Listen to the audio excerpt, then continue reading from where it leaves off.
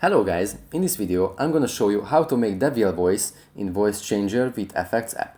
But first I just want to mention, do not forget to subscribe to my channel, because at 100,000 subscribers I'm gonna show you my whole YouTube revenue statistics and growth strategy and how to make money online. Now let's jump into it. First of all, let's open the app.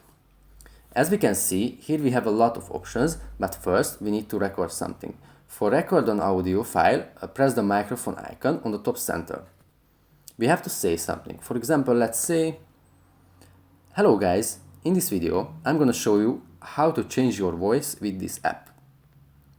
Now we could choose from ton of different effects. For the Devil effect we have to scroll down a little bit and search for the Devil option, and as we found it we have to press the play button next to the Devil.